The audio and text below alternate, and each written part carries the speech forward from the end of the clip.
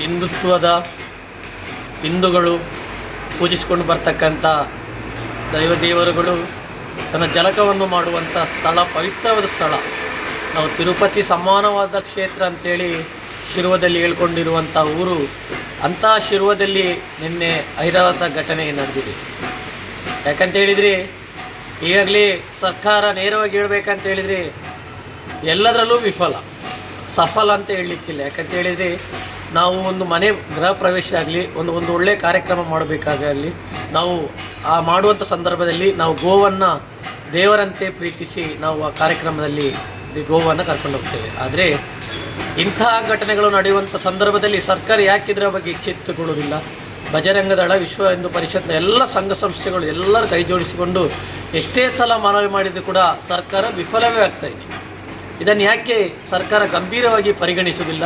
ಇಂಥ ಘಟನೆ ಮಾಡೋರ ಮೇಲೆ ಯಾಕೆ ಸರ್ಕಾರ ಕಠಿಣ ಕ್ರಮ ಕೈಗೊಳ್ಳುತ್ತಿಲ್ಲ? ಇದೆಲ್ಲವನ್ನು ಕೂಡ ಮುಂದೊಂದು ದಿನ ಸಮಾಜ ನಮ್ಮದು ಯಾವ ಕಡೆಗೆ ಹೋಗ್ತದೆ ಎಂಬುದರ ಬಗ್ಗೆ ಸಂಕೇತ ಇದೆ.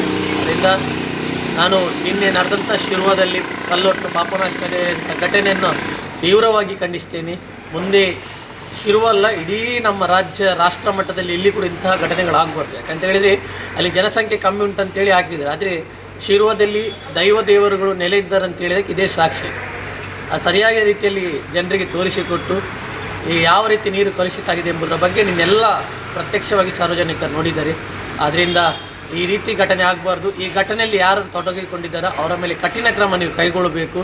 ಆ ಕ್ರಮವನ್ನು ತಗೊಂಡ ನಂತರ ಮುಂದೆ ಈ ಕಠಿಣ ಕ್ರಮದಿಂದಾಗಿ ಬೇರೆ ರಾಷ್ಟ್ರ ಎಲ್ಲಿ ಕೂಡ ಇಂಥ ಘಟನೆಗಳಾಗಬಾರ್ದು ಅಂತೇಳಿ ನಾನು ಆಗ್ರಹಿಸುತ್ತಾ, ಮುಂದೊಂದು ದಿನ ಇಡೀ ಸರ್ಕಾರ, ರಾಜ್ಯ ಸರ್ಕಾರ ಆಗಲಿ ಕೇಂದ್ರ ಸರ್ಕಾರ ಆಗಲಿ ಗೋವನ್ನು ರಾಷ್ಟ್ರ ಪ್ರಾಣಿ ಎಂದು ಘೋಷಣೆ ಮಾಡಿ ಆ ಪ್ರಾಣಿಗಳ ದನಕ್ಕೆ, ಗೋವುಗಳಿಗೆ ಯಾವುದೇ ಸಮಸ್ಯೆ ಆಗದಂತೆ ಸರ್ಕಾರ ಕಠಿಣ ಕ್ರಮ ಕೈಗೊಳ್ಳಬೇಕಂತೇಳಿ ಈ ಮೂಲಕ ನಾನು ಸರ್ಕಾರಕ್ಕೂ ಆಗ್ರಹಿಸ್ತೇನೆ.